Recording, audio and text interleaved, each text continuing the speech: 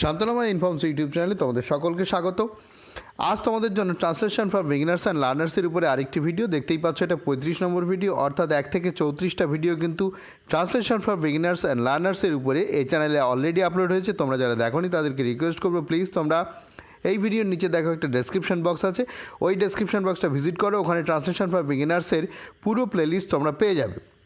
এছাড়াও পিকেতে সরকারের বইয়ের বহু ট্রান্সলেশন, বহু প্রেসিস, এছাড়াও অন্য অনেক ইম্পর্টেন্ট প্রেসিস ট্রান্সলেশন কিন্তু এই চ্যানেলে আপলোড হয়েছে। এছাড়াও অনেক ইম্পর্টেন্ট টপিকের উপরে নিউজ পেপার রিপোর্ট রাইটিং এই চ্যানেলে আপলোড হয়েছে। প্লিজ তোমরা একবার ডেসক্রিপশন বক্সটা ভিজিট করে দেখে নিও।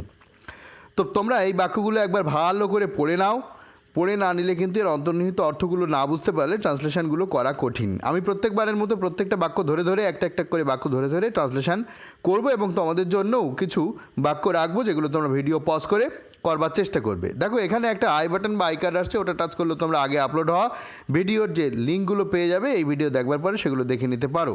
তো দেখো প্রথম বাক্য কী বলছে।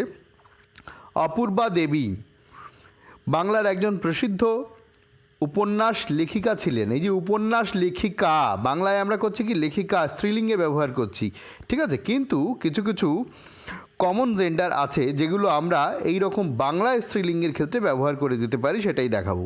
তাহলে এখানে দেখো সাবজেক্টকে অপূর্বা দেবী, ঠিক আছে। আচ্ছা, লেখিকা প্রসিদ্ধ উপন্যাস লেখিকা। আচ্ছা, অপূর্বা দেবী বাংলার লেখিকা কিনে এরকম কোনো বাস্তব ভিত্তি আছে কিনা জানি না, এটা আমার কাল্পনিক একটি নাম, ঠিক আছে।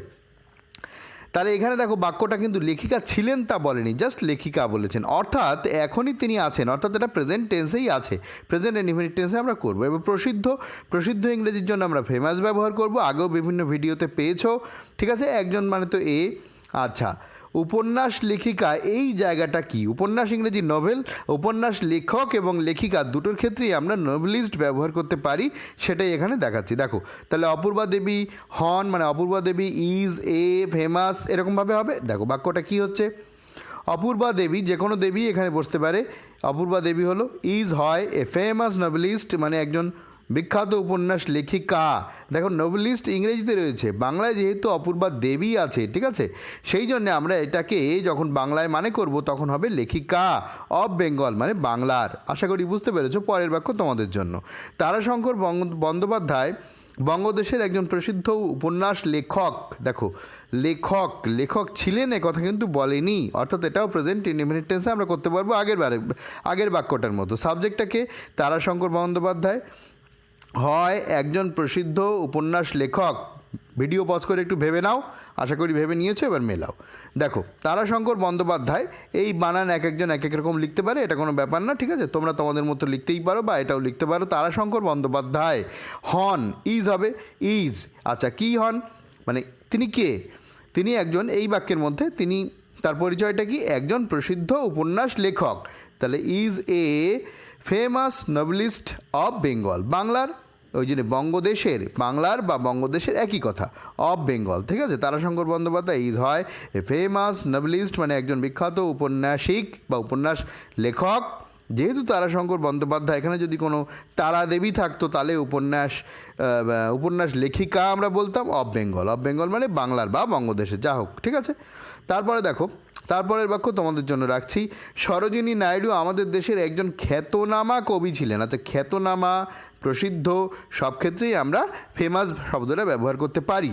আচ্ছা, কবি যদি মানে পুংলিঙ্গে ব্যবহার করি তাহলে আমরা পোয়েট লিখতে পারি। স্ত্রীলিঙ্গে সরোজিনী নাইডু রয়েছে, সেই জন্য আমরা পোয়েটিস ব্যবহার করতে পারি। কিন্তু কোনো কোনো ক্ষেত্রে কিন্তু পোয়েট দিয়ে কবি এবং মানে কবির স্ত্রীলিঙ্গ এবং পুংলিঙ্গ দুটোই আমরা ব্যবহার করতে পারি ইংরেজিতে, সেটাই দেখাবো, ঠিক আছে।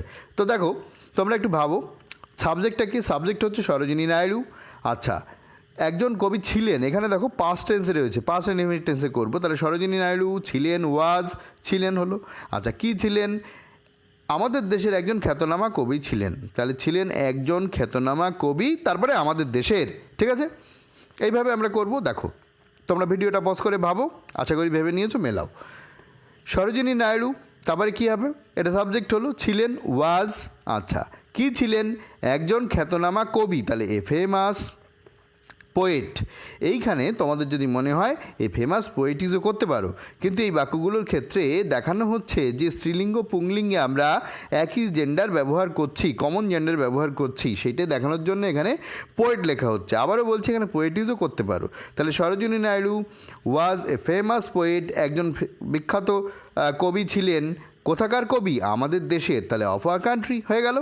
ঠিক আছে, এই অফ মানে হচ্ছে র বা এর, আওয়ার মানে আমাদের, কান্ট্রি মানে দেশ, আমাদের দেশের। পরের বাক্য, আমাদের দেশে শিশুরা উষাকালে জাগরিত হয়। এখানে সবই সোজা। উষাকালটা কি অনেকের অজানা থাকতে পারে। জাগরিত হওয়া মানে হচ্ছে গেট আপ করা, মানে গেট আপ, জেগে ওঠে। তাহলে আমাদের দেশের শিশুরা ইংরেজি কী হবে? ঠিক আছে, আমাদের দেশের শিশুরা কিন্তু এখানে নির্দিষ্ট হচ্ছে।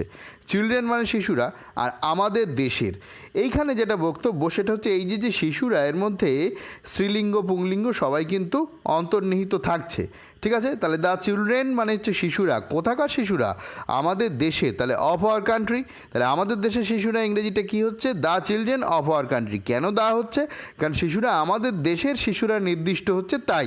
অন্য কোনো দেশের নয়, আমাদের দেশের।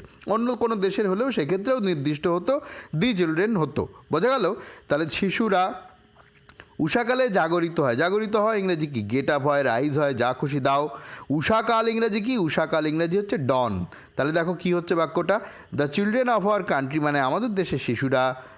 এই পর্যন্ত হলো আমাদের দেশের শিশুরা। দ্য চিলড্রেন মানে শিশুরা, অফ আওয়ার কান্ট্রি মানে আমাদের দেশের। যেহেতু আমাদের দেশ নির্দিষ্ট হচ্ছে তাই এখানে দ্য চিলড্রেন হয়েছে। ঠিক আছে, গেট আপ প্রেজেন্ট ইনডিফিনিট টেন্সে রয়েছে। গেট আপ মানে হচ্ছে ওঠে, ও সকালে ওঠে। এই যে উষাকাল ইংরেজি হচ্ছে ডন, ডনের আগে অ্যাট বসে। তাহলে অ্যাট ডন, ডন বানানটা DAWN। ঠিক আছে, ডন ডাস্ক, উষা এবং গোধূলি ডাস্ক বলে।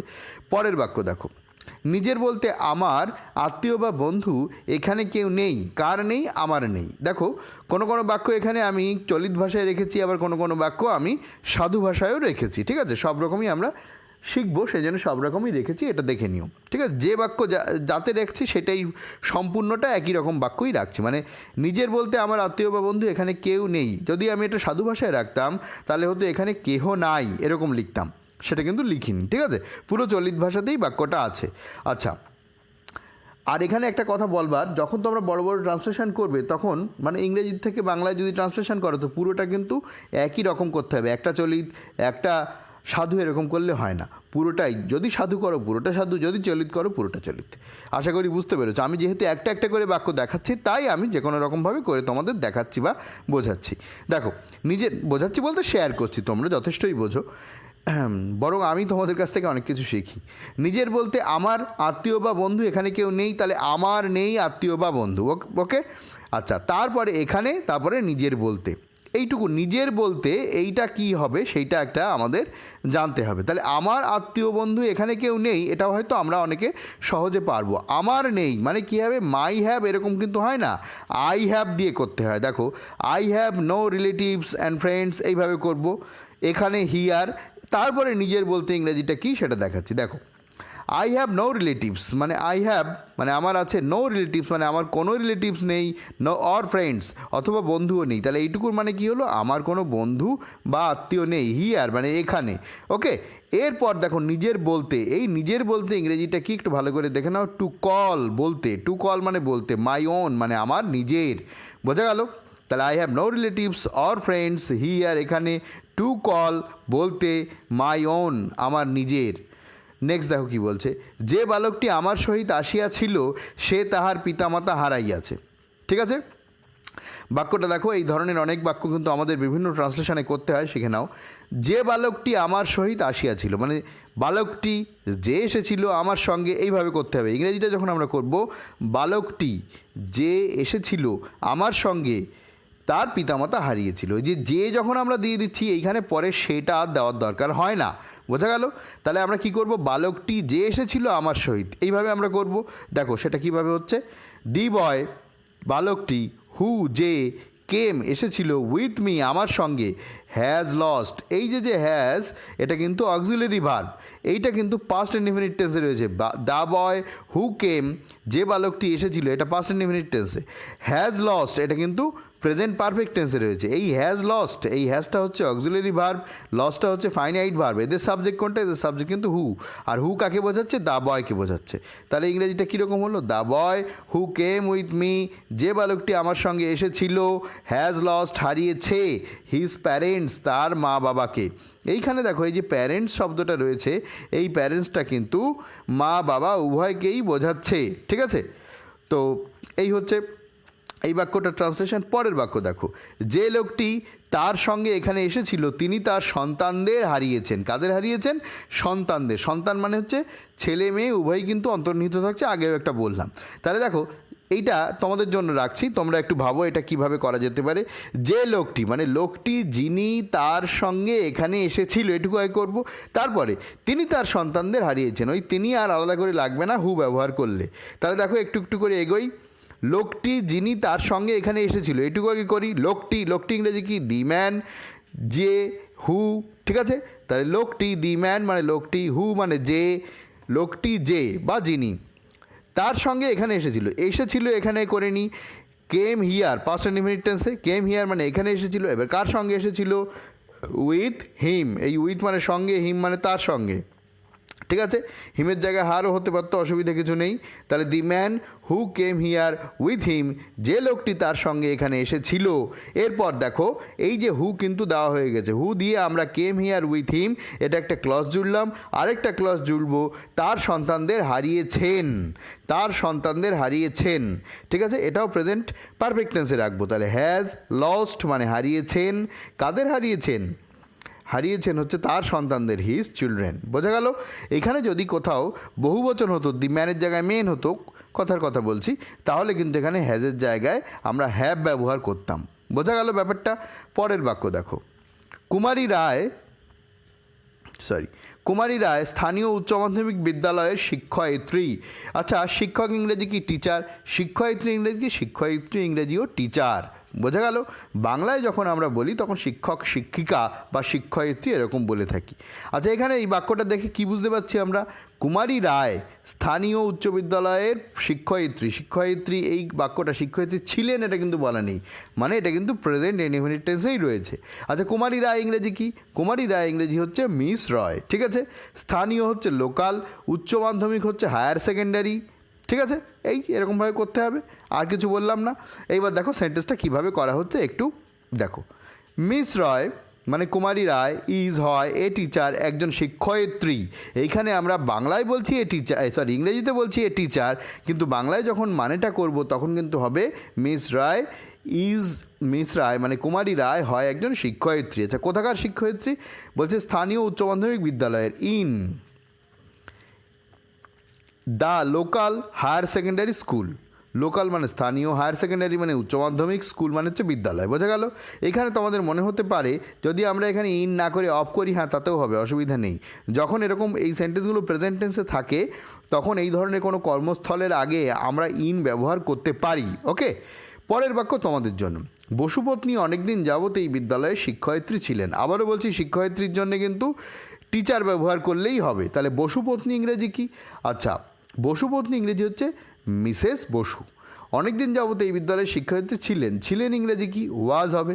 শিক্ষয়িত্রী ইংরেজি কি? শিক্ষয়িত্রী ইংরেজি বললাম টিচার।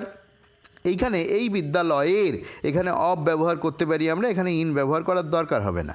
তাহলে আমরা একটু একটু করে এগোই। আবার অনেক দিন যাবত, for a long period, long time, এরকম কিছু একটা করে দেবো। দেখো, বসুপত্নী ইংরেজি কি? মিসেস বসু। মিসেস বসু, এটাতে তোমরা মিসেস বোসও করতে পারো, একই রকম মানে দাঁড়ায়। আচ্ছা, ছিলেনের জন্য ওয়াজ, কি ছিলেন? শিক্ষয়িত্রী। তাহলে এ টিচার, একজন শিক্ষয়িত্রী ছিলেন, এটুকুর মানে কি হলো? বসুপত্নী ছিলেন একজন শিক্ষয়িত্রী। কোথাকার শিক্ষয়িত্রী?